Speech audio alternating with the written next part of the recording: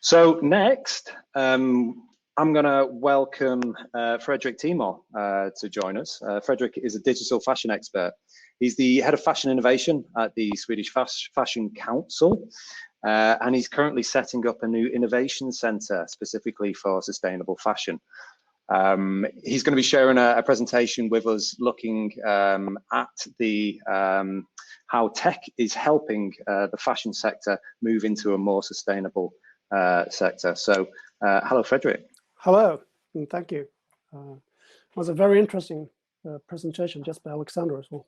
Yeah, definitely. I share my screen here.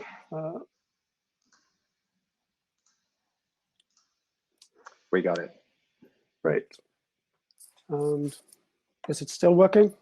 It is. Great. So, thank you. So I will talk a little bit about digital fashion, and it will very much relate to what Alexander talked about.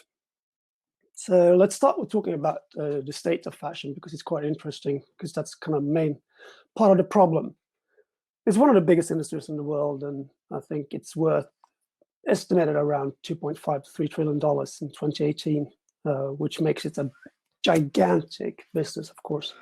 But it also means it's one of the largest polluters in the world, and volume production is really not sustainable, which is very much what Alexander talked about as well. So we need new business models, and we definitely need to find new revenue sources. So that's kind of basically part of the problem. And this is also part of the problem, that this is spinning Jenny, and this might be the latest great innovation within the fashion industry. They haven't changed much since the Industrial Revolution, basically. And what really needs to happen, and what happened in similar industries like the entertainment industries and the gaming industries, is a transformation where you've gone from consumer to users, you have recurring revenues, you look at digital content, and you have a lot of cross-industrial collaboration. If you look at, for example, the gaming industry, when Monopoly was released, if you look at what the fashion business what looked like when Monopoly was released, and if you look at today, what the gaming industry is and what happened to the fashion industry, you can see there is a huge gap. The gaming industry is not the same industry, it's completely transformed, while the fashion industry is very much the same industry. And this is very simplified the current business model of the fashion industry. You got a brand, you build up brand value, you create a product, and you sell that product to as many consumers as possible.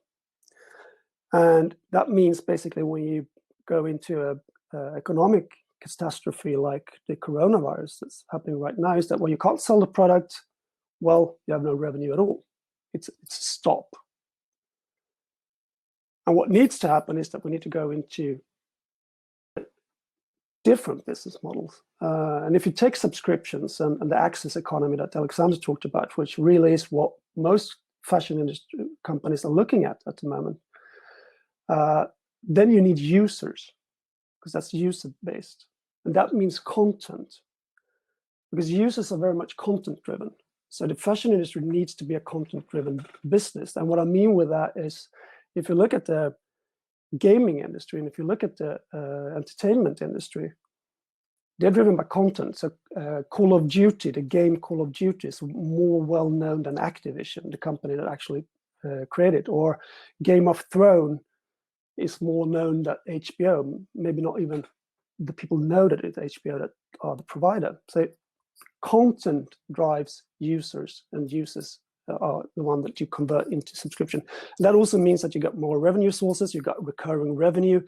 If you had 5,000 users, for example, that was subscribed to your service, and what was had a 1-year subscription, for example, on your service, and then Corona and the pandemic that we have now wouldn't be as much of a problem, because you had recurring revenues.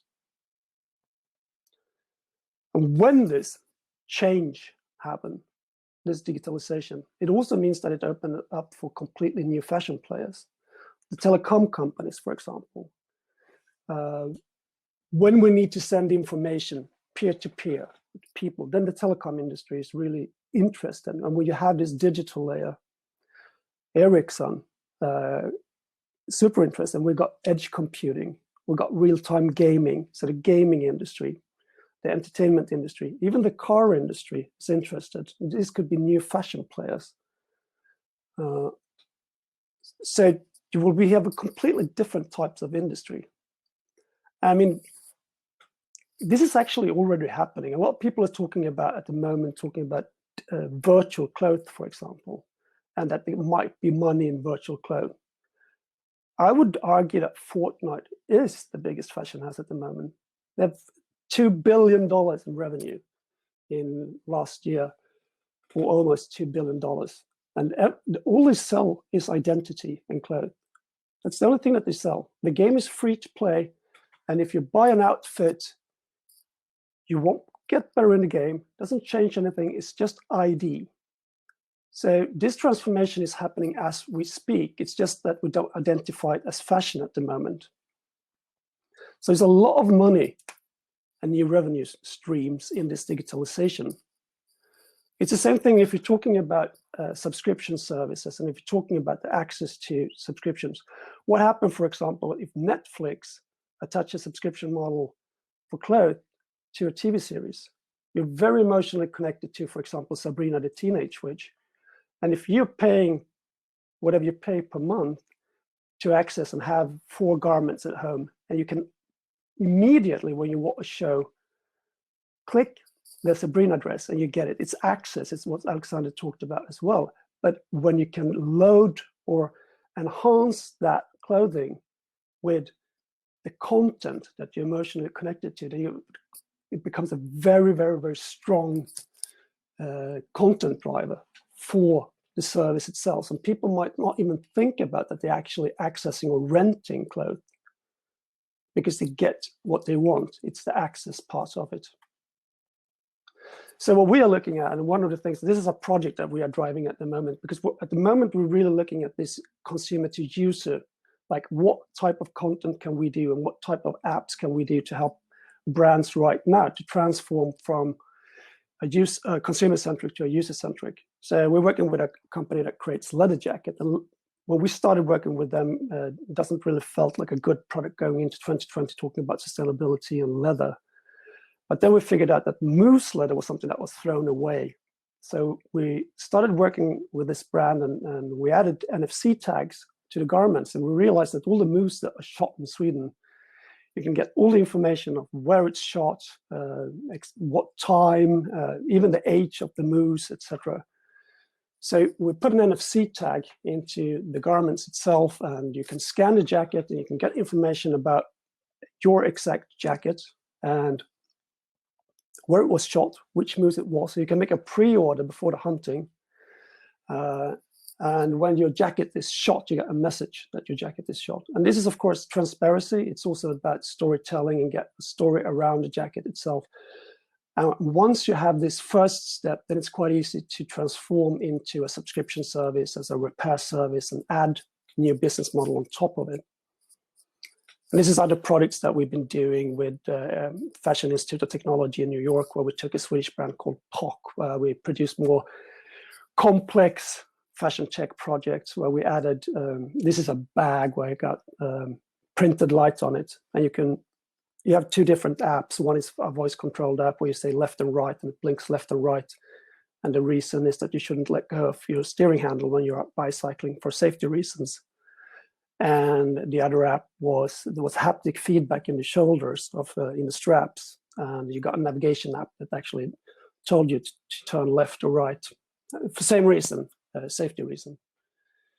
But the interesting part here, and we'll come to the point, this is the other project we did with Anne-Sophie Bach, also with FIT.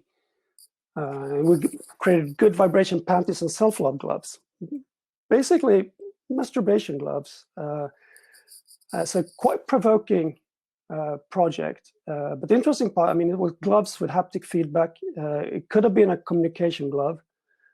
But if you look at it, it's only the digital layer, the app layer, that separates from being a masturbation glove or a communication glove.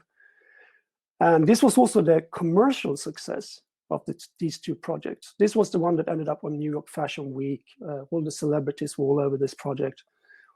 And it's also interesting to see that a digital layer can completely change the product. I mean, you really can't compare communication masturbation glove. Of course, this was meant for Mansa feedbacks to provoke a little bit. So this is a project that we've been driving to try different markets and really how to enter and how to start this transformation. Some very simple with no technology, and some, as you can see, with more complex and more technology in them. And like I said, we're setting up this Fashion Innovation Center where we're looking at how we can help the industry transform on a more systematic level. And we're doing this in collaboration with the Stanford Change Labs, where we're driving a system transformation program together with them.